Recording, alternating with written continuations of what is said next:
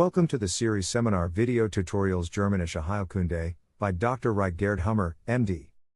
My name is Helmut Pilhar. I am the father of Olivia, and Dr. Hummer's appointed lecturer on Germanische Heilkunde, theory.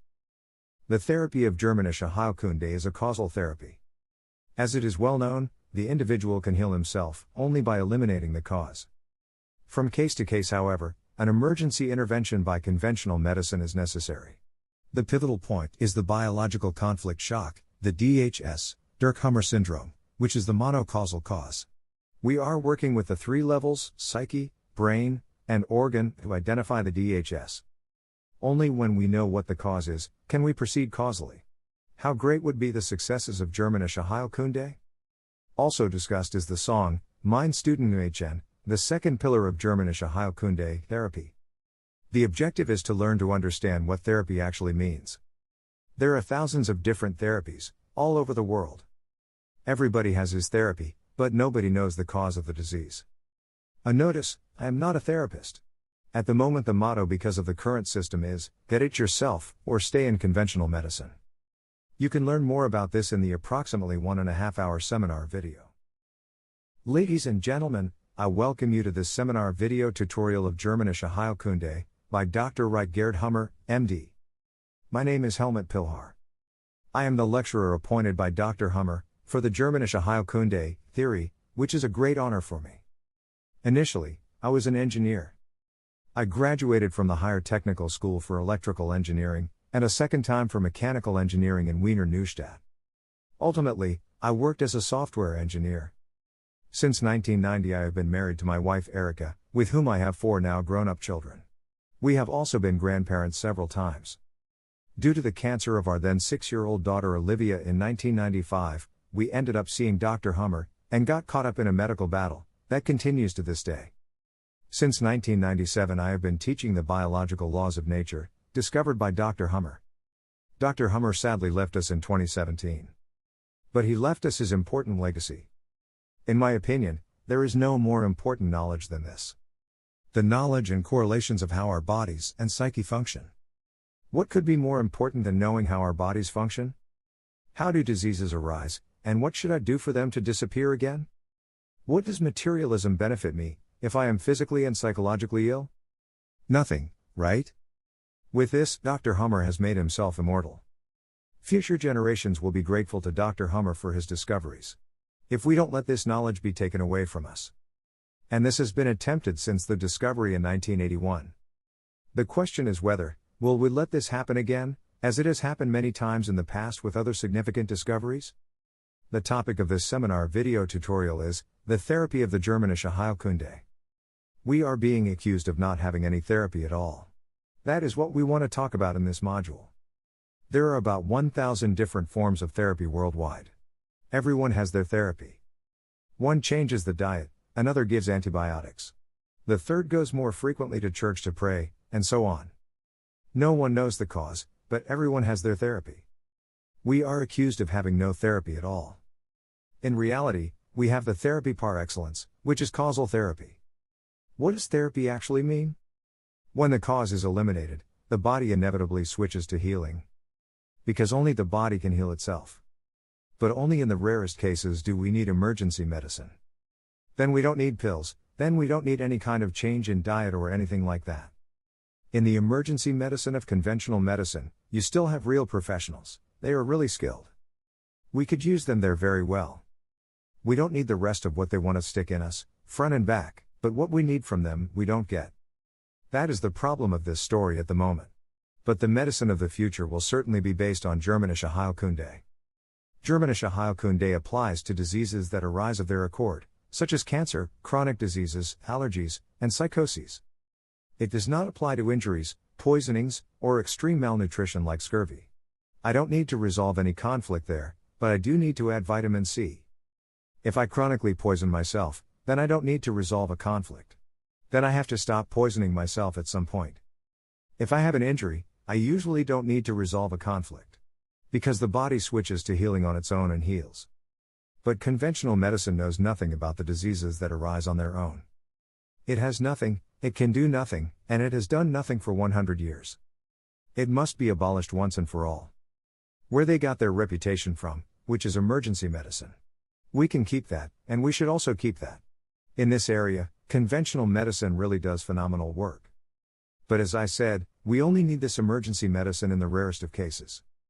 First biological law of nature, Dr. Petrovich, the chairwoman of the Green Party in Vienna, put it in a nutshell: if the Germanic were legal, the healthcare sector would only cost 5%. But that would also mean that we would only need 5% of the clinics. But then we do need them. We would also need only 5% of therapists. The therapist in Germanische Heilkunde must be a clinician. He has to be able to read organ CTs, he has to be able to read a brain CT, and most of all, he has to have empathy. If the radiologist can learn that, then you can read brain CT too. The only problem with brain CT is that it doesn't say with a speech cloud. It was the conflict with the mother-in-law on May 1st. I have to figure that out through the psyche. That, of course, requires empathy. I have to be able to put myself in people's shoes. I must also be able to put myself in the position of an animal. Yes, Germanische Heilkunde applies equally to animals. Wisdom cannot be taught, and so not everyone is suitable as a therapist. I have been around since 1997 and of course I know the scene. Most of them have attended my seminars. Today they call themselves therapists and even refer to me. They have learned from me. That is nonsense, of course. I am not a therapist, and I do not train therapists. For example, I can't read brain CT at all. That is the diagnostic tool par excellence in Germanische Heilkunde. The great mystery in medicine has been the cause, until now. What is the cause? Conventional medicine looks deeper and deeper into the cell.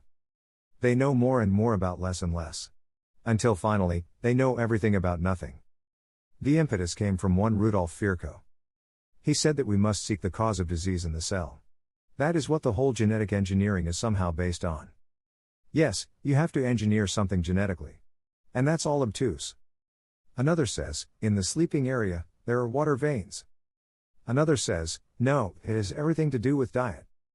Just today my wife said to me, more and more people are getting diabetes. The media is blaming it on global warming. As long as you don't know where the disease is coming from, you naturally limit yourself to treating the symptoms. Just as well as alternative medicine. They just don't have such brutal methods as conventional medicine. But of course, the symptom is in the foreground. The symptom has to be removed. That is actually the criterion of any therapy: the symptom must go away. However, the only problem is that as long as I don't solve the cause, the symptom will reappear. Or one dies of exhaustion. What it comes down to? In Germanische Heilkunde, it is about the cause of disease, and therefore the causal therapy.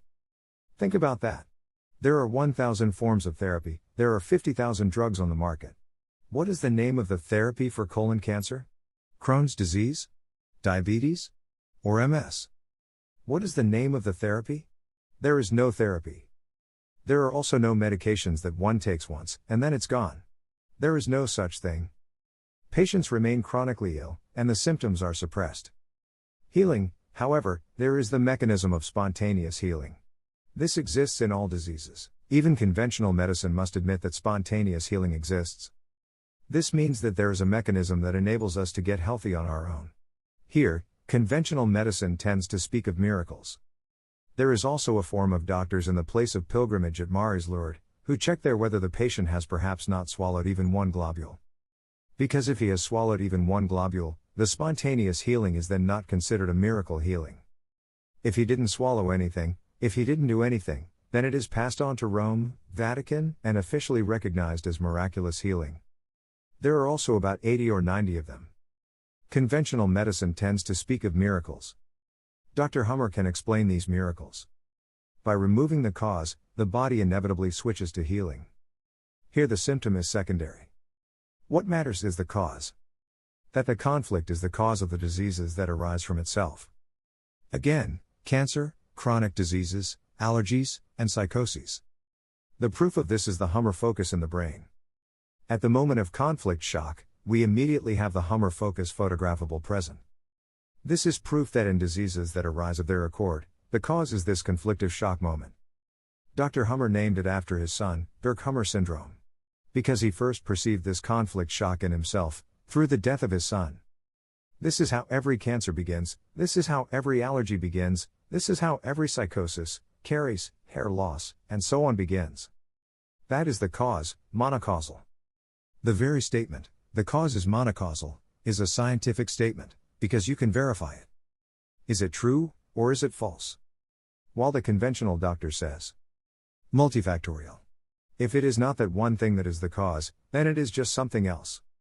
The cause is not what one is concerned with. It's about making the symptoms go away. It's usually the patient who suffers. With conflict shock, a sensible biological special program now starts, helping me specifically to deal with the problem. That's nature's therapy. Fifth biological law of nature. So, what all the programs have in common is that our body switches to permanent stress at the time of conflict shock. That's this blue curve. The ergotropic organs are activated, like the heart and the transverse muscles. The vessels are constricted. On the psychological level, I have immediate compulsive thinking. All my thoughts revolve around the problem. My brain searches for a solution to the problem. I even dream of my conflicts. I am focused with every fiber of my body on resolving the conflict. I will not rest until the great relief comes. That is nature's therapy. She has programmed us with the therapy. The cause is the child who fell out of the tree, the annoyance with the neighbor, the partner cheating on me, or I got fired. That's the cause. The symptom helps me to solve the problem. At this very second I have the Hummer focus in the brain, shooting disc shape. Immediately photographable. Depending on what I associate with, it determines the location of the Hummer focus in the brain, and thus the organ disease. For example, if I have a morsel conflict, I have the Hummer focus in the brainstem. This brain relay controls the glandular tissue. No matter what it's called. Whether it's the liver, the pancreas, or the intestine, we always have a cell increase in the active phase, and therefore an increase in function. That which I associate with the DHS at that time is a biological language, and we must learn to understand this. This language also applies to the animal, and also to the baby. These are biological conflicts, and they also require a biological solution and not a psychological one. For example, when I say, "It's on my mind." We have many, many sayings that hit the nail on the head. Nature associates. Now, a cauliflower-like stomach tumor develops and digests this morsel for me. With the animal it's mainly about the real food morsel. I once got a call from a cat owner. She said her cat had a stomach tumor. What could be the cause of that? I told her it had to be an indigestible morsel, an indigestible annoyance. Now you should be able to put yourself in the shoes of such a cat. I say, but with animals, it's usually the real food morsel that is indigestible. Says she, it can't be down to the diet, because the cat is a vegetarian. Sniff. That, of course, is animal cruelty. Instead of a mouse, the cat gets kale. What to the animal is the real indigestible morsel, to me, figuratively speaking, is the indigestible morsel of which I say, it's heavy on my mind. But in both cases, the cauliflower-like tumor that helps me solve the problem, the cause. Now imagine that such a morsel exists. How can something like this be solved in nature? The therapy is programmed for the individual. When the morsel is digested, cell division stops. And we enter the healing phase.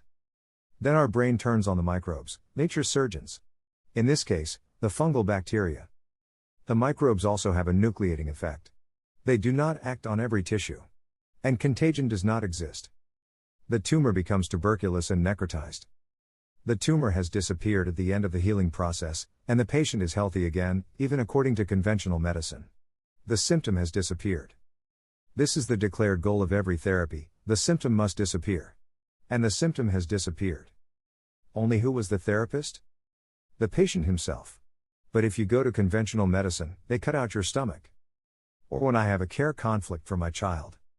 I go to the garden and see my child lying under the cherry tree. I assume he fell out of the tree. A care conflict for my child. Now I have the Hummer focus in the cerebellum. And with that, the mammary gland cells are making cell proliferation.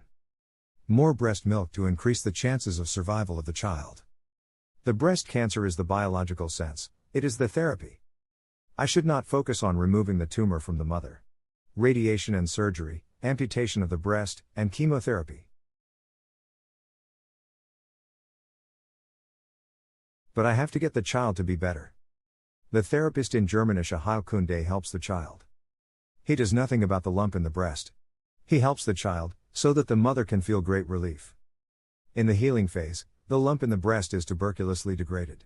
At the end of the healing phase, the lump is gone. What are the side effects of such spontaneous healing? None. What does therapy cost? Little. Who is interested in it? No one, except me. This knowledge is being withheld from us. At the squamous epithelium, if I have a territorial conflict, for example a territorial fear, then I have the Hummer focus in the cerebral cortex, and then the bronchial mucosa ulcerates. The bronchi widen and I get more air in the lungs. To be able to respond better. In the healing it is restored with swelling. Then I have bronchitis. In the crisis I can have spastic bronchitis. At the end of the healing the swelling goes back, and the bronchi are free again. But the sense was the active phase. We often don't even notice that one. The healing phase, you do notice. An exception is the luxury group. We find the sense of this special program only at the end of the healing phase. When the self-value is broken, the bone, the tendons, the cartilage, the tissue necrotize. When the holes get bigger, the bone breaks, the tendon tears, and I get eaten. Then the predator comes and eats me. But with the deluxe group, I have to resolve the conflict first and go through the healing phase. Here the Hummer foci are located in the cerebral medulla of the cerebral cortex. At the end of healing, the bone is denser and thicker than before. Just like a broken bone. At the end of healing, the bone is thicker and denser than before. And it will be for the rest of its life. So here, the biological sense is only at the end of the healing, but then for life. So that it doesn't happen again so quickly. But you see, the program itself is the therapy. That's what we've always been fighting against, up to now.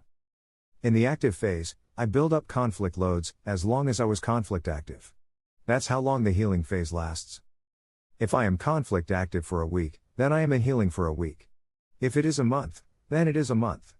About in the middle, then the crisis sets in. This one has the task of putting the rudder back in the direction of health. The active phase helps me solve the problem. Through a gain of function. The healing phase helps me restore the original state. The tumors are cleared out, the holes filled in again. At the end of healing, I have my normal day-night rhythm again. I am healthy. So, where exactly was I actually sick? In the active phase, which helps me to solve the cause. Or in the healing phase, which helps me to restore the original condition? Where am I actually sick? Even the idea of a healing phase or being sick. From the Germanic perspective, this is not true at all. Because it all makes sense. As I said, we didn't know where it came from until now. Now that we know the connections, we know where to start. In therapy, not one stone can be left upon another. I don't need a radiation gun to blow away breast cancer. I need to help the mother get her baby well. I don't need cortisol for the asthmatic child, I need to stop his parents from fighting. So that the child is not afraid of the territory. And for it to stop being asthmatic, for it to stop. That's where I have to start. Spontaneous healing is the declared goal of Germanische Heilkunde. Because only the body can heal itself. There is no medicine that can cure cancer. There really is not. No diet can cause asthma or breast cancer. There is no such thing either. Likewise, you cannot swallow any medicine that will take away your worry about your child. Or that takes away the child's fear, that their parents will divorce. There is no such thing. We always have to work causally. Of course, that often means we have to change something in our lives. And that's not so easy. We are such creatures of habit. Fourth biological law of nature, either way, it's amazing what we've all gotten used to. And to somehow leave the track now. But if I have an anger conflict in the workplace and the track is the workplace, I am now chronically ill. But now I know where to start. In the past, I didn't know. Then I was in the clinic for months and then again. At least now I know it's the workplace. Then I can consider, okay, what do I do now? Of course, that often means I have to change jobs to get better. But then I'm actually healthy. But I have to change something in my life. And many refuse to do that. Or many also think, what, do I have a conflict? Because of the partner? You want to blame the partner? This has nothing to do with blaming. First, in conflict one is always caught off guard. What can the other person do about it, if it leads me astray? It is not always the end of the world that causes the conflict, but instead, often the wrong sentence from the partner at the wrong time. Very acute, isolating, and on the wrong foot. Now the partner is the track. A conflict is resolved when it can no longer happen, when I can laugh about it. But as long as he can still utter that sentence, the matter is not closed. Unless I change my attitude to do so. Then I have to work on myself again. But there is no way around it. No one was at your conflict. You can only tell it yourself. We know from the organ symptom what to look for. We know that the gut is an annoyance, and a lump in the breast is a worry conflict. Bones are self-esteem, and bronchi are territory anxiety, we already know that. But there are hundreds of different territorial fear conflicts, self-devaluation conflicts or worry conflicts. We need to find precisely yours, and only you can reveal that. No one can live your life for you, only you can do that too. The therapist can say to you, resign, or kick your partner's ass, but he cannot do it for you. You have to do it. No one can heal you, only you can do that. In Germanische Heilkunde, the patient is in charge, the therapist is merely a helper. In conventional medicine it is just the other way around. The chief is the head physician, the patient has to do what the chief physician says. He is rewarded for that, the chief physician. That's just the opposite, but absolutely the opposite. One day people will say that these were the deepest Middle Ages. Microbes are not our enemies. 90% of patients come to the doctor in a healing phase. Anything called inflammation, fever, infection, crisis, or brain tumor, those are indeed healing phase symptoms. That's where the microbes are at work. And this is at my command, conflict resolution. As Pasteur finally said on his deathbed, the microbe is nothing, the environment is everything. The body always has microbes. But only when the body moves to healing, do the microbes become active as surgeons. The tumors controlled by the old brain, that is stomach tumors, breast cancer, they are broken down tuberculously. From the cerebellum, the holes, or necroses in the connective tissue, are refilled under the swelling. In the same way, the squamous epithelium is restored in swelling, for example, bronchitis. But without microbes, because the viruses do not exist. The microbes are our symbionts, our surgeons. We should not fight them. On the contrary, we should strive to have them so that the healing process can proceed optimally. The original therapy. At the end of the healing process, the microbes withdraw completely and we are back to full health. Also, healthy from conventional medicine's perspective. We are blamed for having no therapy at all. Take for example my daughter Olivia. She responded with liver cancer, with starvation. I must be starving in a real sense. The child was 5 years old, but nature associates. We moved in with the in-laws and my wife went to work.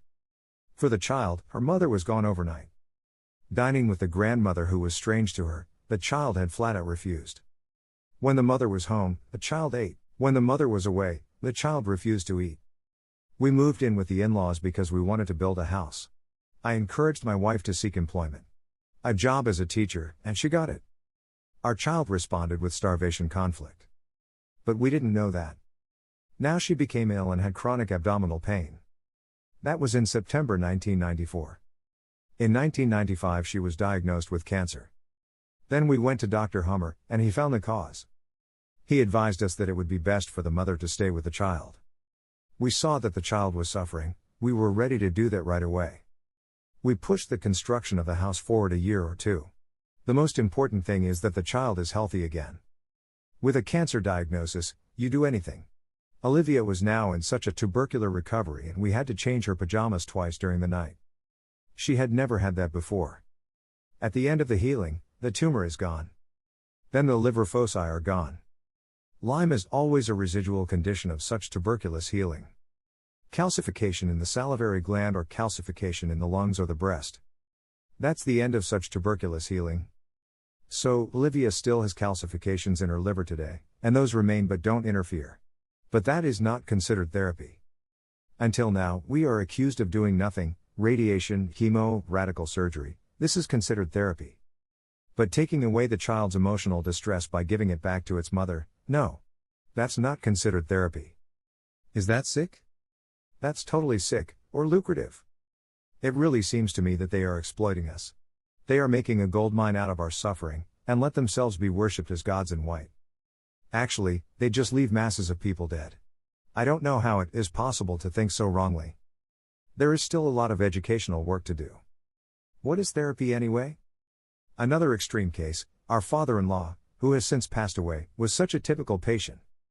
Patient means he who tolerates, who suffers. When he was sick, his mentality was, hey, help me please. As the man is when he's a little sick, he wants to be encouraged. We also sent him to a Hummer therapist, an academic doctor.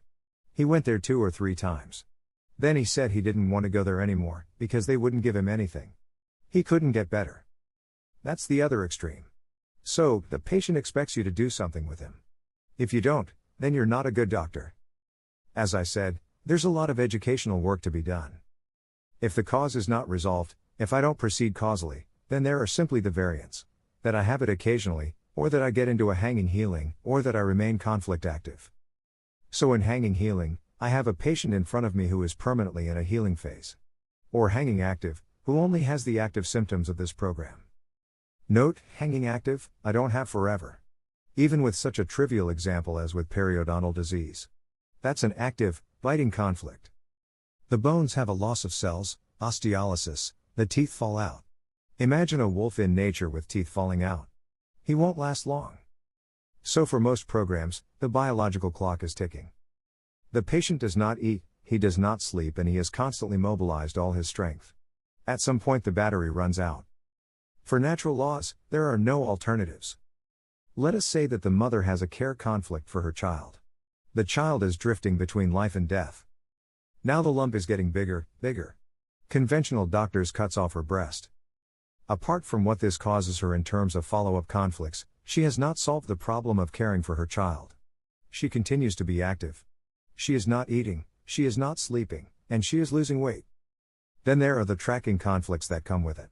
For example, a violation of self-esteem. Now she worries about herself. She has been diagnosed with breast cancer. That's where the patient draws the short straw. But they are just cutting out the symptom.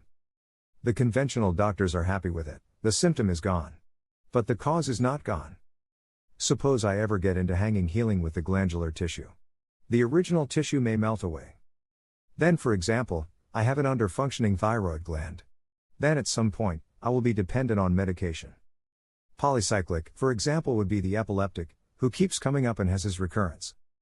Then he has his epileptic seizure. The example with the daughter who had suffered a motor conflict when the mother left. That one, the mother stayed away for a week, the girl was 14 at the time. After a week, the mother came back. That was the solution for the 14-year-old, and she had her first epileptic seizure. But then the argument between the parents had become a track. Every time they argued, she had an epileptic seizure as a result. Now, of course, I can start putting the young person on anti-epileptic drugs. I can also forbid that person to drive a car. But that doesn't solve the cause. Either the parents need to stop arguing, or she needs to detach from her parents. So that she can laugh about it, and it doesn't affect her anymore. If I can change my inner attitude towards the subject, I will be healthy too. Here the patent solution would be a baby. Because she is now 21, and it is long overdue for her to have a child. She is stuck with the parental home as always. When she has a child, a new phase of life begins for her. Then she detaches herself from the parents. She can change her attitude toward it, and then the epilepsy is gone. Many mothers report this. They were chronically ill until the first child, and then it was gone. That is the mechanism. Nature has also put this therapy in our path. If you were to see in the wild a doe, proportionally man at the age of 21 who has never had a child, you immediately say something is wrong. In nature, the 21-year-old would already have 2 or 3 children, and epilepsy would be long gone. That is a biological solution. Biological conflicts require a biological solution. We have to learn to understand nature, this biological language. We have to be able to put ourselves in people's shoes. You cannot compare a 21-year-old with a 14-year-old. The 14-year-old could also have children. In nature, a 14-year-old would already have children and would be healthy in a short time. In our society, that is unthinkable. In nature it is practiced wherever it can be done. To get out of the way of this therapy of nature, that isn't easy. You really have to make an effort to live non-biological. The typical career of such a 21-year-old is that she keeps taking anti-epileptic drugs. She says to herself, "What do I want children for?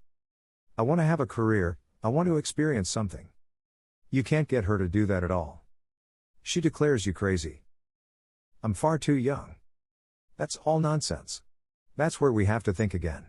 We have to learn to think biologically again. Therapy example. If we think and live biologically, we would automatically have less conflict. We would be healthier and happier. The brain researcher Husner says, "The happy man does not buy." Now we are just kept unhappy, dissatisfied. We make careers, but are not really fulfilled, and consume. That's the purpose of the exercise. To keep us there in the hamster wheel. Now for an example, often the phenomenon occurs that the cause has long been solved. One just hasn't realized it yet. Nevertheless, I have my recurrences through the tracks, and I am chronically ill. In such a case, I only have to find the conflict. I know myself then, and I know myself now, and so I know the difference. Back then, Grandpa had forced me to drink milk. Today he is in the cemetery. At that time, I reacted with anger with the gut. Since then I have been allergic to milk with the gut, the lactose intolerance. Now I have become aware of my conflict. Now I realize that Grandpa is no longer there, and suddenly the tracks dissolve. Suddenly I can drink the milk without reacting. From one moment to the next. The mechanism exists and is not at all rare. Whether you call it lactose intolerance, rheumatism, or epilepsy. All run chronically via tracks. The cause is always the shock, a matter of a moment. That's where the tracks are programmed. The allergy is the track. Whether it's the pollen allergy or the milk allergy, the allergy with colon cancer on the mother-in-law, or diabetes. It all runs along the tracks. As of now, you are reacting allergically. When the cause is resolved, the tracks dissolve and the allergy is gone. The recurrences stay away, and I get better, without doing anything. I simply have to find my way to the conflict. Here is a lovely example. The wart is a hanging healing of a separation conflict. The outer skin has ulceration in the active phase, and the squamous epithelium is built up in the healing. Built up by the hanging healing.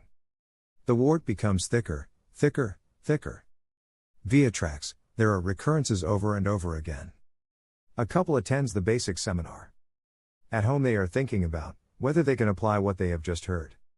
Their son has had a big thick spiny wart on the sole of his foot, mother-child side, since he was in school. He has had real problems walking throughout the years. We can interpret the organ level. The sole of the foot is not wanting to be separated. The instep would mean, get lost.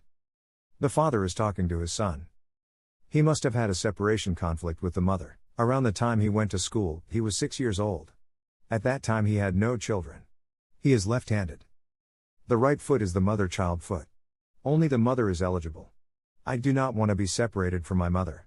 I don't want to have to leave, or for the mother to stay. Of course, there has to be a track too, from then to now. Whether he could remember such an incident? The lad remembered exactly the separation dispute. That was the first day, first grade elementary school.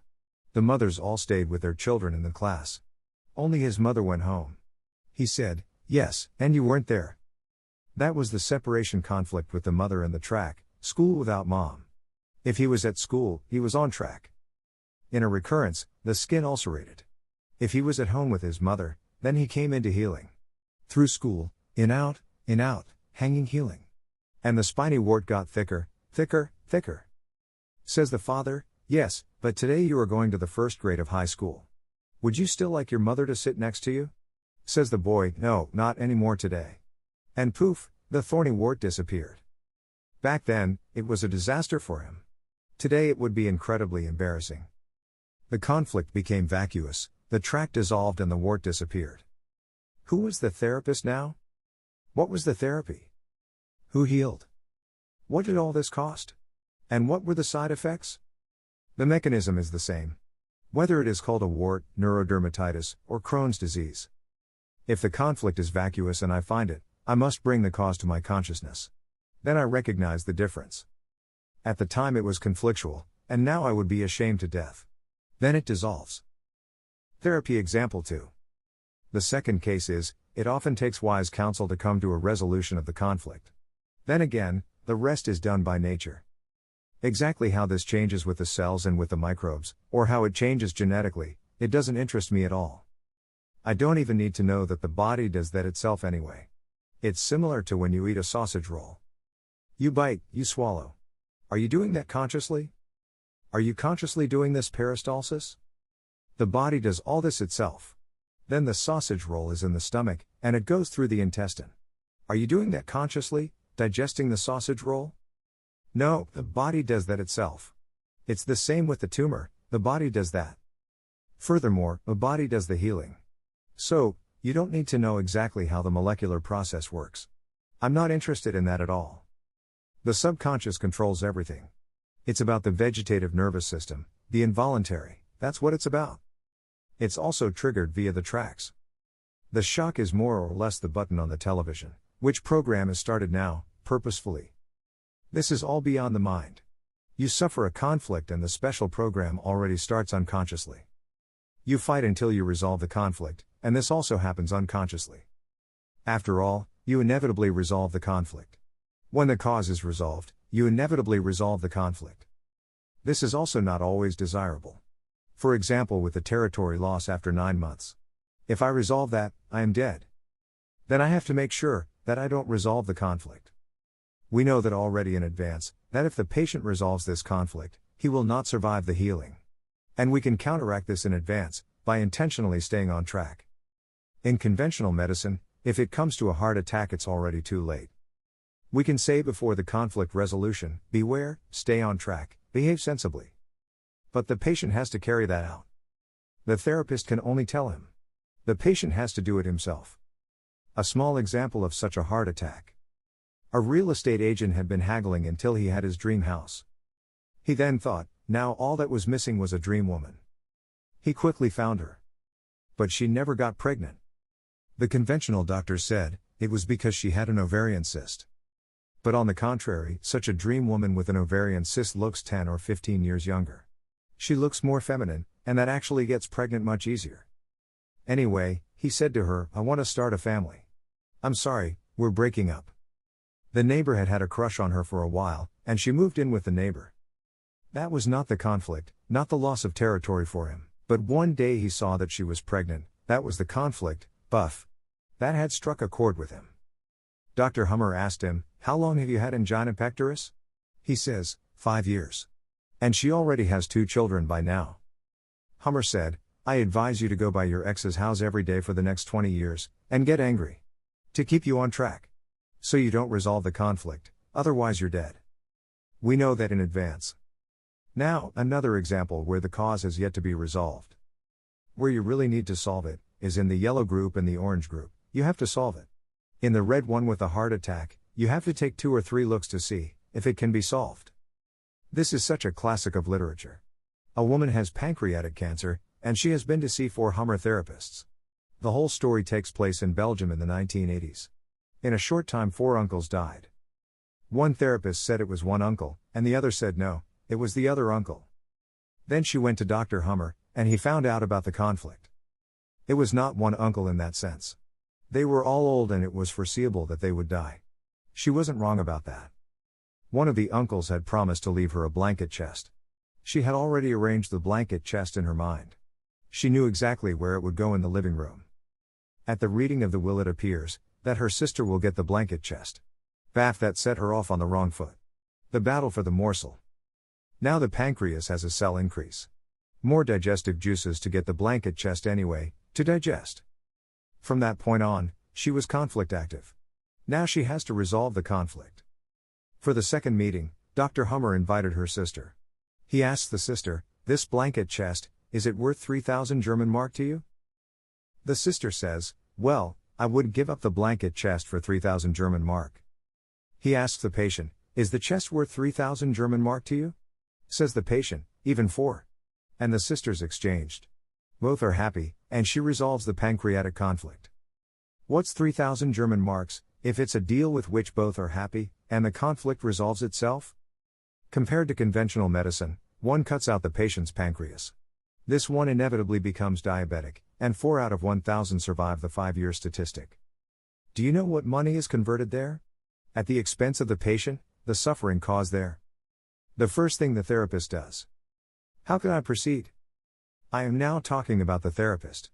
The cause, the conflict is the linchpin. That has to be found first, then I know what to do. What does the therapist do first? He shakes the patient's hand.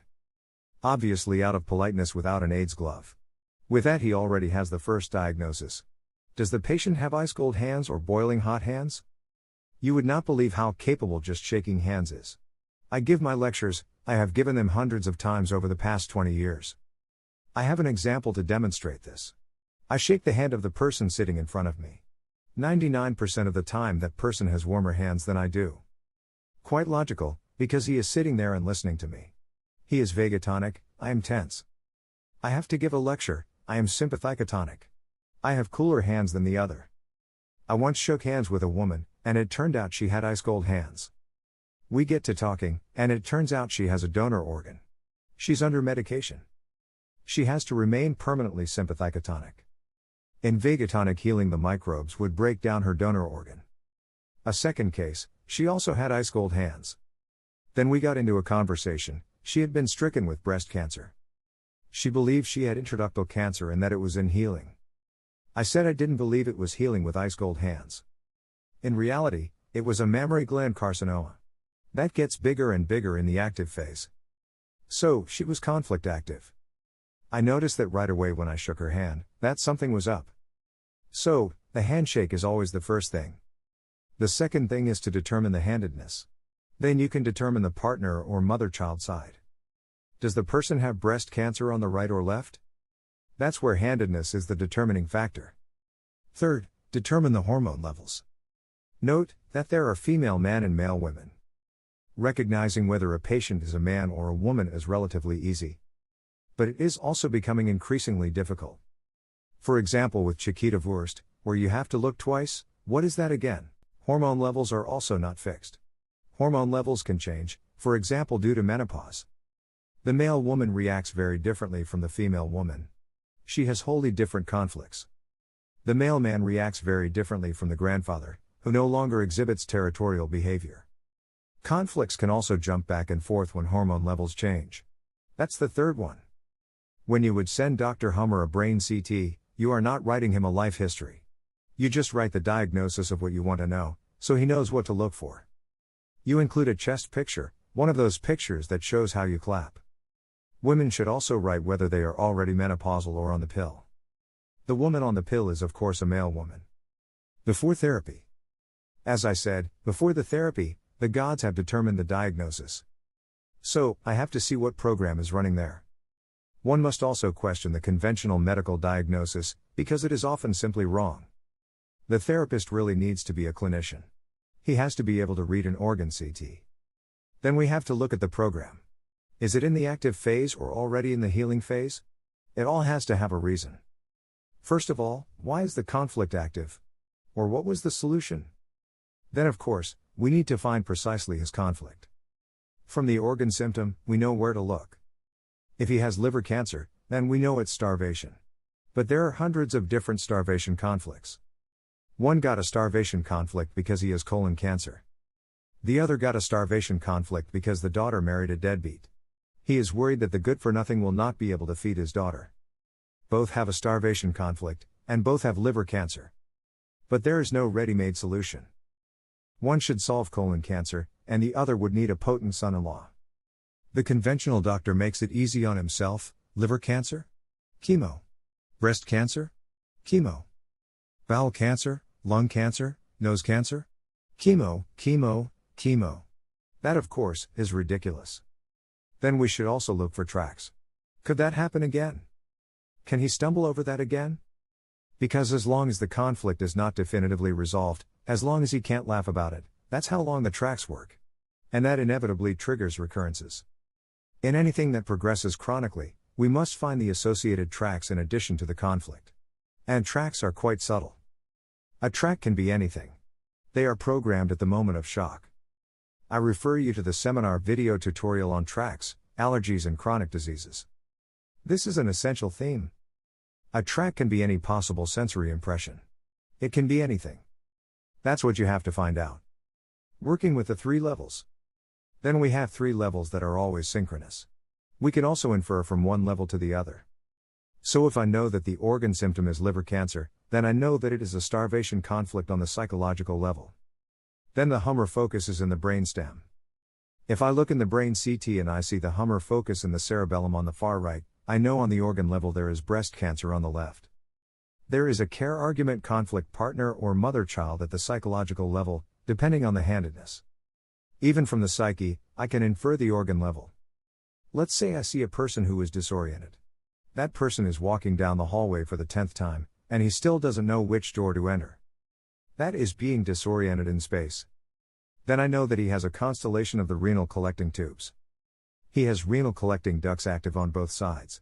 A double escape existence conflict. Which is retaining fluid or urea. And I know that only from the behavior.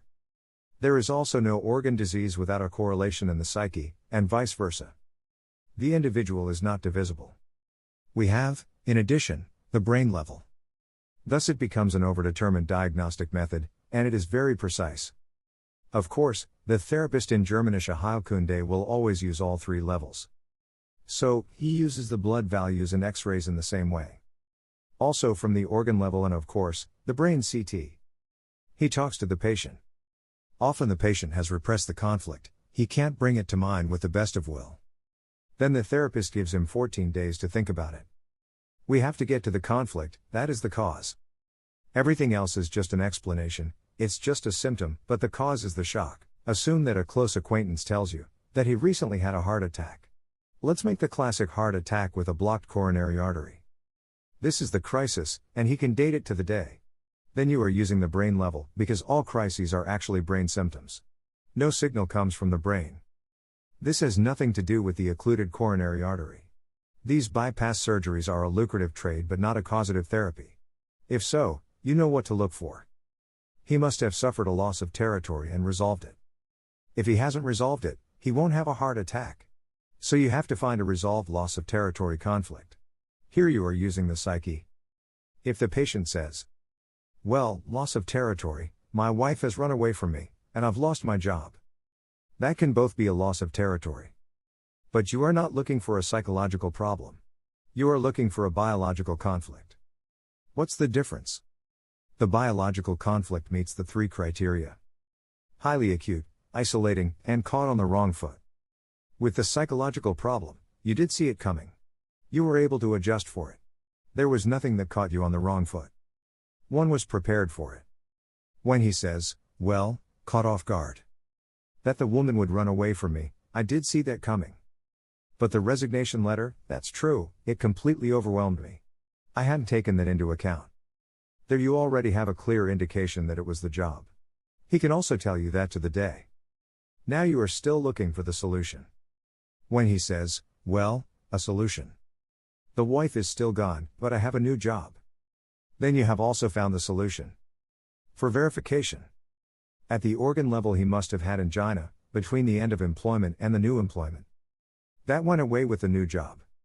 In the crisis, he has angina pectoris again. There again, you use the organ level. The coronary arteries, this squamous epithelium is gullet mucosa pattern, which hurts in the active phase. If the active phase hurts, then the crisis hurts too. If all three levels fit like a glove, then you know it wasn't the woman, it was the job. Notice, now there are tracks. If he loses this job again, then the three criteria no longer need to be met. It is enough if he loses the job. Then he has another recurrence. Then if he gets another job, he will have his second heart attack. We can already count that on our 10 fingers, that this will be the case. We can also predict the crisis. We already know that in the active phase. If he resolves the conflict, the crisis will come. We already know that in advance. The therapist, as I said, the royal art in Germanic is the wise counsel. You can't learn that. I also know this scene. They all want to play therapist, I don't understand that at all. I am the only one who fiercely resists that, because I know too much about Germanische Heilkunde, that I know too little. I would never put myself through that. But what they put on there is incredible, it's unserious. You also take on responsibility as a therapist, or at least you should feel responsible. But with what is going on there, my hairs stand on end. The rule, but 90% of patients come to the doctor in a healing phase. Anything called inflammation, anything called infection, cerebral edema, or anything called crisis, those are all healing phases. The academic physician makes no difference at all between the active phase and healing. We have from the old brain a cell division in the active phase. The stomach tumor gets bigger and bigger, the breast cancer gets bigger. From the cerebellum we have cell division in the healing phase. The lymph node gets thicker and thicker in the healing. The milk ducts are restored in healing under swelling, the intraductal mammary carcinoma. The conventional doctor makes no distinction there. The patient is simply given the cancer diagnosis there. Of the 100 cancer patients diagnosed with cancer in conventional medicine, in 80, there would be no need to do anything at all. But they make it. They are already healing and have resolved the conflict. Those will make it without any emergency measures. With the remaining 20, I would need emergency medicine. Of these 20, I can keep 15 alive. For the remaining 5, the best Germanische Heilkunde will not help, the best emergency medicine will not help. There are conflicts for which there is no solution. There are those, of course. Or there are loads of conflict that are so gigantic, and he has been able to resolve the conflict but cannot survive the healing phase. I am not the only one to claim this 80%. I can also prove it with a study from France. Marc Frechet, August 20, 1997. Here a certain Marc Frechet writes a testimony before the court in Cologne in 1997. At that time, Dr. Hummer was in prison because of a Nazi law. Adolf Hitler enacted the healing practitioner law to protect doctors. It was under this Nazi law that Hummer was convicted. Frechet writes, people who consulted me were mainly concerned with somatic symptoms that showed up as blood diseases or tumors.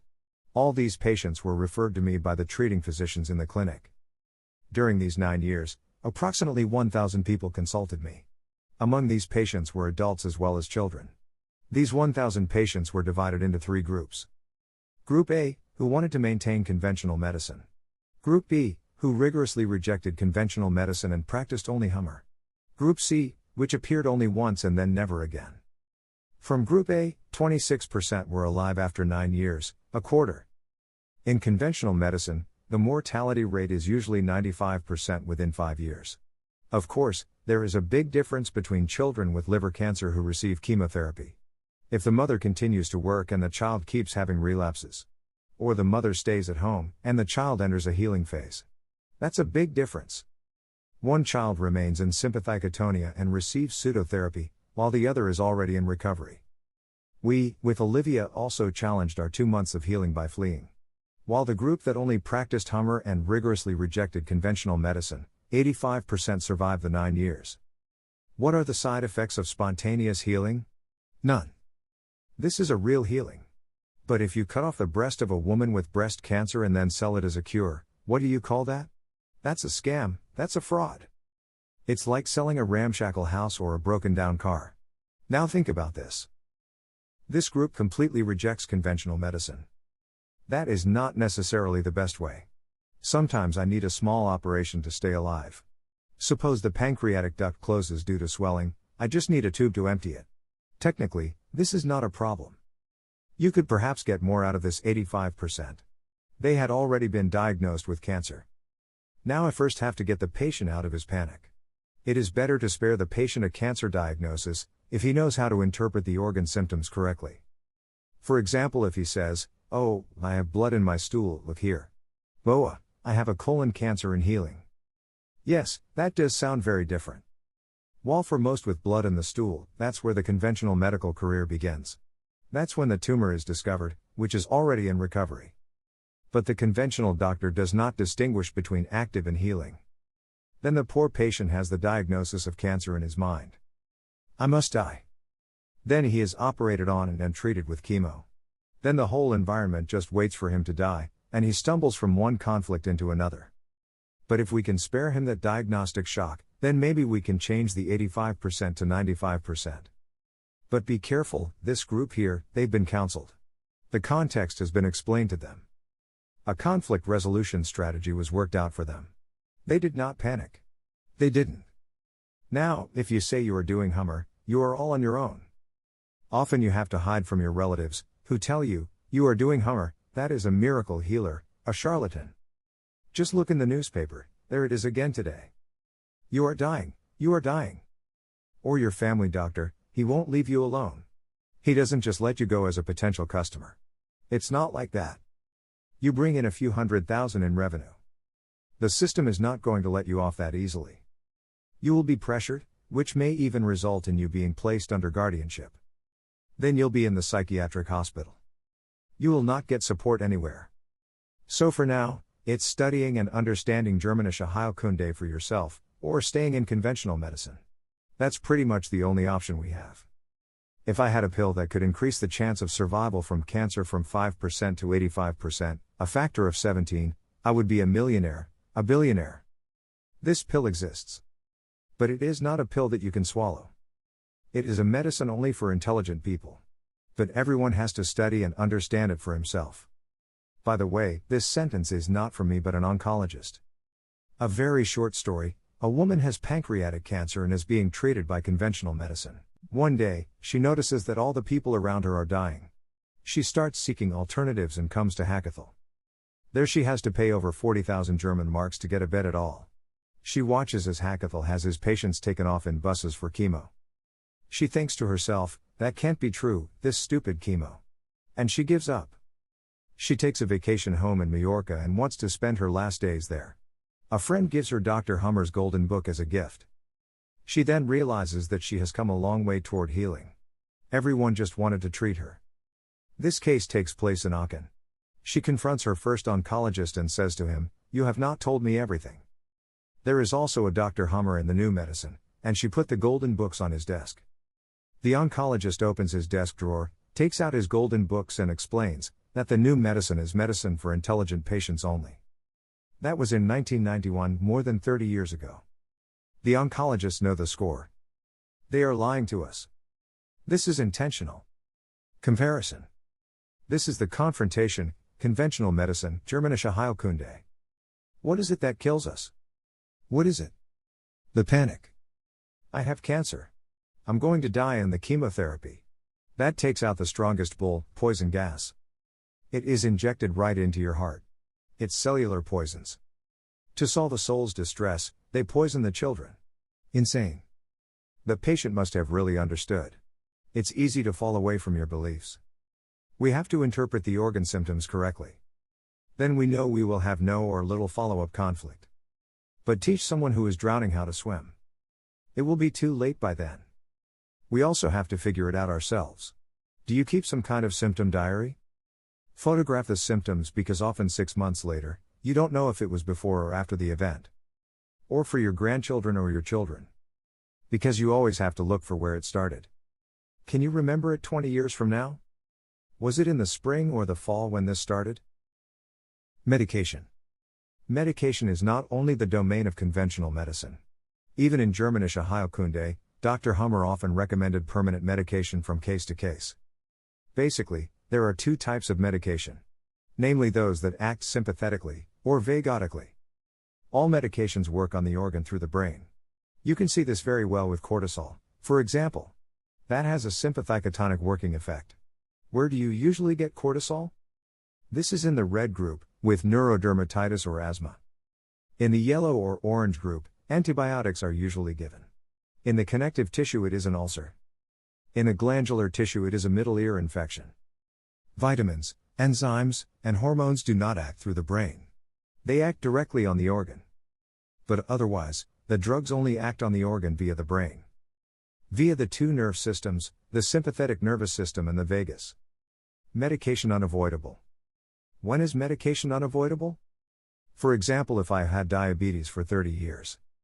I have been injecting insulin for 30 years. So, I have 30 years of conflict load. Then one always has to watch out for the brain, or for the crises. If you resolve this conflict, you can quickly die of severe hypoglycemia, an undersugarization of the blood. If he resolves the conflict, he enters a deep undersugar state, and that's deadly. Especially if he is also injecting insulin. So in such a case, Dr. Hummer says, let it be. You've been injecting insulin for 30 years, you'll be injecting insulin for the rest of your life. But if you resolve the conflict, then you get into a healing phase that you can't survive. In that case he will need insulin for the rest of his life. That's what Dr. Hummer advises. It is not true that we are against medication or surgery. That's just to put us down as complete idiots. Or for example, in hanging healing. Then the original tissue can melt away. Thyroid overfunction is conflict active. The underfunctioning of the thyroid is the hanging healing of this. I was too slow to catch or get rid of a morsel. That's the yellow group, the morsel conflict with the aspect of not being fast enough. He has no thyroid tissue left. So he is dependent on replacement hormones, because otherwise he just stays in bed, completely lethargic. He needs the hormones, even for the rest of his life. Or temporarily against dangerous cerebral edema, so that he does not die of cerebral hypertension. Dr. Hummer also recommends cortisol in this case. This has a sympathicotonic effect. The edema reduces. The intracranial pressure decreases. It is better to take cortisone for a few days or weeks than to die. You have to weigh that. Most of the time you are dead forever. And then you live only for a short time, then you are dead again, forever. So, you have to make use of the time. Helpful medicines, but you can also help yourself in this way. Coffee, for example, also has a sympathicotonic effect. When I am in such a healing phase and drink coffee, I lift myself out of the vagatoni, and the symptoms become bearable. It just takes a little longer then. It will then take 8 days instead of 7. But it's to make it more bearable for us. What is also very interesting, especially in this PCLA phase, you fall into a deep vagatonia. The vessels go from narrow to widen, you get boiling hot hands. In the brain, the edema gets bigger and bigger. The pressure in the brain increases. At the organ level, everything is repaired under swelling and fluid retention. The swelling becomes more and more. The pain gets worse and worse. Things are getting worse and worse for you. And at night you would like to sleep, but you can't. So at midnight you have a cup of coffee. If you drink a cup of coffee at midnight, you can fall asleep with peace of mind. As I said, coffee has a sympathicotonic effect. It makes us think it's dawn. We humans are in between prey and predator. So we would also have our natural enemies in nature. The bear, the wolf, etc. If we were to indulge in such deep healing at night, we would notice the nocturnal predator much too late. So we stay awake. Then in the morning, when the birds take over the vigil, we can sleep safely. They will wake us on time. Then, when you are in such deep vagatonia and cannot fall asleep, you make yourself a cup of coffee at midnight. Our brain then thinks, it's getting light, and then you can fall asleep. Try it out. That with the birds, that it is soothing. An excellent case in point. A woman arrives at her bungalow and sees her husband's shoes scattered in the hallway. The lights are on, and she thinks to herself, how can my husband leave the house? Suddenly, 2 figures rush from one room to another. She has caught burglars. They are on their way with the stolen goods and meet behind the house. She has a hysterical fit, and the burglars laugh and flee. She has to sleep in the destroyed house for 3 nights. She said she didn't sleep a wink. But as soon as the birds started chirping, she could sleep. This is the phenomenon. Then the 4th night, she was in her parents' house on the 3rd floor in her old nursery. Then she had severe bronchitis, the territorial fear in the healing phase. Therapy of the crisis. Now to the therapy of the crisis. The crisis itself, everyone goes through, the critical point is after the crisis. Was the load of conflict low? Was the crisis strong enough? Then you can find your way back to health. Past the second half of the PCLB phase, the former doctor said, now he is over the top. The crisis was the peak. If the conflict was too great or the crisis too weak, one dies at the lowest point of vagatonia. Therefore, one must never temper a crisis. One must strengthen it. If necessary by a sympathicotonic substance. By coffee, for example. So we must steer the helm optimally in the direction of health. That, after all, is the task of the crisis. The worst thing you can do to the patient when he is in crisis is to make him panic and make him afraid. You may not panic yourself, because the patient will notice. By the way, I was told decades ago, in Ireland, when one calls for a heart attack patient, no one comes. And they survive their heart attack more often than we do with an emergency doctor, ambulance, and flashing lights with sirens. The patient just panics. It's like I'm panicking the birthing woman. Just wrong. I have to reassure her. This is how you should handle a patient in crisis. But as I said, you should not panic yourself either. This is another excellent example. A 30-year-old woman has chronic myocardial infarction, right heart, and left heart. That's an overload conflict, partner and mother-child, and that from childhood. So, it is the parents. They are chronically at each other's throats because of the money. And the daughter subsequently suffers regular myocardial infarction. She lives in America, and her parents come to visit for a few weeks. It takes a few days, and they are at each other's throats again. She is back on track. The parents reconcile, and she has her obligatory myocardial infarction. At 11 p.m. on the toilet. She tenses her arms, Dad and Mom are fine. She hangs like this on the toilet. It took a while to find her. They washed her and put her to bed. The next day, she had a panic attack on the toilet, that it was going to happen again. Her husband couldn't leave the house. The whole family knows Dr. Hummer and one calls him. Dr. Hummer says, "Girl, what you have there are just the after effects." Yes, such a crisis can last at least a few days. With pre, head, and post-crises. The best thing now is to lie down in bed, naked with your husband. You adopt with him the spoon position. He has to keep her in front of him. That way you will calm down. They do, and she immediately gets rid of the panic. Then the 8-year-old son comes and says, "Hey, I think that's funny, I'll play along too." He also undresses and hugs his mother. She holds her son and is held by her partner. This is how you should handle a patient who is in crisis. I was able to experience for myself once in my own body what that means. I was visiting a study group leader, a married couple. He is such a fatherly figure of over 60. He has such a white beard. After a lecture, we were sitting there and drinking a beer or a glass of wine, or something at 1 o'clock at night. I get a motor crisis with fever shakes, from one moment to the next. So, I jumped up and was shaking. He came to me, grabbed me by the wrists and asked, "Helmut, what's wrong with you?" And buff, the crisis fell from me. I felt his warm hands and buff, the shivers stopped. That was in February. Then I went outside in the camper, and it had to be warmed up first. It was freezing cold. I lay in bed for an hour, really shivering. Ideally I would have called him for the spoon position, but that would have seemed somewhat stupid. But he holds me and buff, and it falls off me. That's the way to go. Tactical operations, occasionally, we also need emergency surgery. For example, if the patient has an anger conflict in the workplace. To resolve the conflict, he should have a suitable replacement job. Just find a new employer on short notice. He will then run out of time. There too, Dr. Hummer says, you need surgery now, or you will die. So, sometimes we need emergency medicine. We can use those from conventional medicine. But beware. Occasionally, the therapy is also, what should I do so that I don't resolve the conflict? Think of the person who has to walk past his ex's house for the next 20 years, so that he does not resolve the conflict. This is what therapy can look like in Germanic. Stay on track, so I don't resolve the conflict. Archaic melodies. Now to mind student Madkin. It all started with Giovanna Condi. She is Italian. She is a Hummer patient. She has studied music and teaches. She discovered that composers' works often begin with a tree of conflict, have a phase of stress, a resolution, and a relaxation. That the composers here obviously let their conflictual experiences flow into their work. From the perspective of music history, this is the greatest discovery of musicology. For this, one would have to know the composer's autobiography in detail. One could say that he simply internalized his mother-in-law in this fugue. Beethoven, for example, he was known to be deaf. What is deafness? It is the imminent healing of tinnitus, a hearing problem. I can't trust my ears. It was also known that Beethoven had 2 children out of wedlock. Dr. Hummer suspected that when the woman said to him, "Beethoven, I'm pregnant again," that he suffered his second hearing conflict. Surely, that can't be, The Destiny Symphony.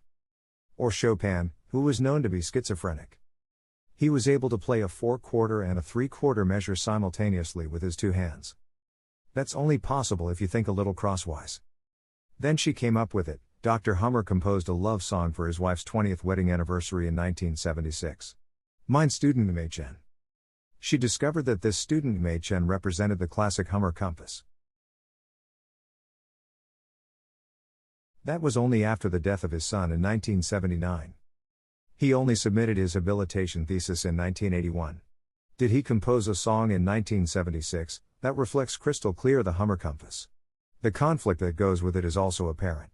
Namely, as students, they were both bitterly poor. Their families abandoned them. They often had to share a plate of soup. She got pregnant. That was his fear of territory. Usually that would have meant dropping out of college. He would then have to become a representative in pharmacy. But he pulled through, and he graduated in record time. He was also the youngest doctor in Germany ever. When he had the first phase of his studies, he contracted severe bronchitis, the healing phase. With student Mädchen, everything comes from one hand. There is the conflict. He wrote the text, composed the melody, and now he sings it too. And there's a reason for that, too. He couldn't find a choir. As soon as they heard the name Hummer, no. It was impossible. And now he just sings it himself. I find that courageous and original. Dr. Hummer attributes a magical effect to mind student Mei Chen. As a technician, I'm a little hesitant. But all in all, I must say that Dr. Hummer has already shown some unimaginable things. For example, that shock is the cause. That's huge, isn't it?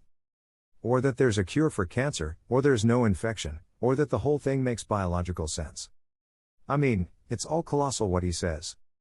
Now I would say, let's give him credit up front. Let's look at it, what the student Mei Chen can do. With us it has been running in the living room for years. I usually always have my cell phone here too. I often don't even hear it anymore, that's how it works in the background. If I turn it on, then it runs student Mei Chen. If it's not running, then I'm missing something. What will probably be the magical effect is that it presents a complete special program. It is with a happy ending, with a solution and with a crisis. It's all part of it. Whereas with Chopin with his schizophrenia, that's doubly conflictual. There is no solution in his music. I don't want to trivialize his music. In fact, it's beautiful. I actually like classical music. My father only listened to classical music. I can still hear the melodies. This Hummer compass is most likely to be found in popular songs. So in pop, not always anymore, and certainly not in jazz. That's just even weirder. Therapeutic effect. Dr. Hummer has named the student Mei Chen the second pillar of Germanische Heilkunde. As important as the whole discovery, I find that very courageous of him. He says that it works even if you have not understood it. It also works with small children and with animals, and it prevents panic. Prevents panic dreams. We have most relapses through dreams. Our brain tries to find a solution to our conflicts in dreams. We keep dreaming of the unresolved conflict. A recurring dream indicates an unresolved conflict. In the dream, it also often comes out a little hidden. But the feeling you get from it points precisely to the conflict. In the dream you are there, live. It is just like real. As a track, such a recurring dream is enough to keep a program chronic for a lifetime. One dream is enough. So, these hanging healings, these are the patients who fill the doctor's offices. For decades, they go to the doctor. There, then one chats a bit and one has some conversation. The student Mei Chen can prevent these panic dreams if one listens to it at night. Very softly. Not the chorus, they have these tips. The best one is the version with Dr. Hummer. He mutters it like that and sings it like that in real life. The chorus, on the other hand, always pulls you out of sleep. Note, there may be an aggravation of the symptoms at some point. Because now in the healing phase, the last remnant of conflict load still has to be removed. Then many people get scared and say, it's getting worse instead of better. Then they turn it off again. You just have to know, at some point it will be good again. Note, that what the student Mei Chen cannot do is prevent recurrences by visual tracks. It can't. But then, when I come off the track again, I am immediately healthy again. Let's say I have a conflict with the mother-in-law. I regularly dream of the mother-in-law at night. That may prevent the student Mei Chen. But when the mother-in-law visits us, I have a recurrence when I have her in front of me. Or if I have her picture. In our minds, we can't actually distinguish between a photo and a natural person. We say, they're in the picture, that's the mother-in-law, you know her, don't you? Or, you know the mother-in-law, don't you? We talk about the mother-in-law, but that's just a picture. So one picture is enough to get a recurrence. Often you have to put away the picture of your deceased beloved grandmother in the kitchen to get better. The student Mei Chen cannot prevent relapse due to a visual track. But for this, we now have a tool. The tracks are so incredibly subtle. It is incredible what such a track can be, and what often then reacts along. That's not easy to discover if you don't know the conflict. To find the tracks, mainly because you often don't realize it, until you come off the track. Then you have the symptoms. You don't notice the active phase when you're on top of the track. You're on track all the way, and you don't notice it. Then, when you are in healing, you don't have the reference to the track anymore. It isn't easy to find the tracks. But now, when you hear the student Mei Chen around the clock and yet are chronically ill, you know it has to be a visual track. Then you can contain it. An example with such a visual track. In the latest book Student Mei Chen, Dr. Hummer refers to visual tracks. For years, a study circle leader who is a little younger than me has had vitiligo, the white spot disease. Upon hearing the visual tracks buff, the scales fell from his eyes. The conflict was. He is in bed with his dream woman. The problem is that she is married. She says, "You are my dream man, but I am going back to my husband." That was the brutal separation. He developed vitiligo everywhere he was loved by her, really everywhere. Visual tracks he has from this woman massively. He has her picture on his screen, on his cell phone. He's always on her Facebook page with her picture. He turned all that off, and the vitiligo healed. A picture can be the track, and that can't prevent the student Machen. It must be a visual track if I hear student Machen around the clock now, and I am still chronically ill. Stops the cancer. The student Machen can stop tumor growth in the yellow and orange group. Liver cancer, breast cancer, bone cancer. But we also know that from pregnancy. In the last 6 months cancer stops. With birth, it then continues. Small and large solution. The programs of the big brain can transform the student Machen downward. In the book, there is an excellent case with scleroderma. That's the hard skin, the fish skin. She can break off the scales all over the body. The father raped her on the instructions of the mother. That was also the dispute in the divorce. She has been listening to student Machen for 2 to 3 months and can change her skin to normal neurodermatitis. A fantastic improvement in the quality of life. Diabetes she also was able to reduce. She needs less insulin. Or the MS, the paralysis gets milder. With the bones, the periosteum pain, the pain gets less and they come easier off the morphine. And especially in the territory area. Hummer focus right and left in the territory, and we're manic depressive. It depends on how I get on the track. Getting on the track means I emphasize the conflict, the intensity. Then I am striking. We are quite unremarkable when the scale is balanced. But when it goes off, we are manic or manic depressed via the tracks. But when I hear student Machen, the scales come into balance and I become normal. Of course, I can resolve light conflicts more quickly than heavy conflicts. In the book, there are cases with children. That's where you get the tears. The children love the student Machen, the song. The adult has more trouble with it when Dr. Hummer sings it, the children like the grandfather. But take note. Something very peculiar about the student Machen, which Dr. Hummer has not yet observed in this way. What comes to the fore in the student Machen are these double crises, especially in the territory. It has been said so far that I can only solve the last conflict first. One could also say that the first remains bricked in place as long as the second is on top of it. But now with the student Machen, one dissolves the complete constellation. Then both come into healing, and both simultaneously into crisis. In the crisis the Hummer focus is also active, and then I also have a constellation for the time of the crisis. I am then schizophrenic and freak out. I then don't track anymore. When that happens to the child it spins. It screams and rants, and you just have to know that. You then have to close the windows, so the people on the street don't think you're killing your child. And then it's all right again. Then you can see how the child catches up with his emotional developmental delay in giant steps. Reduction of conflict load? And also something special. It reduces not only the intensity, but also the conflict load. Until now in the case of a heart attack, the conflict load was up to 9 months. The maximum I can survive. Now, Hummer had a case that survived 15 months with student Machen listening. So almost nothing can happen while listening to the student Machen. Just listen to it and let it take its course. Cancel the fees for watching and listening to television, at least for 3 months. Tell them, I am now listening to Mind Student Machen by Dr. Hummer. Then they will certainly show their understanding and refrain from contributing. Just throw away the garbage TV. Only garbage comes out anyway, guided thinking. Just let it in, play it for a few months and see what happens.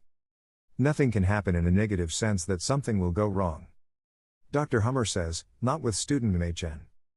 As I said, we trust him. So far, he has been right. Dr. Hummer was convinced that if we listened to Mind Student Machen en masse, we could get out of this mass psychosis. Above all, if we could get our children out of it, then a generation could grow up that was emotionally mature again. Application.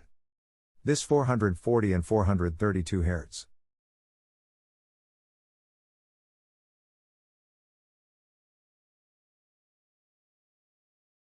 There were thousands of angry protests, but they didn't care. We hear everything far too high frequency. Any music or whatever that is somehow played through a device. You have to tune or rebuild the instruments for that as well.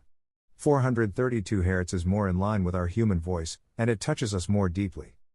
Now on the CD that comes with the book, you have the choir at 440 Hz, Dr. Hummer at 440 Hz, and Dr. Hummer at 432 Hz. I usually play that on my mobile phone, which I always have with me. In the office we often play all three versions. The chorus is a little funky, rockier, which makes me a little restless. But like I said, the chorus is not so suitable at night. The original.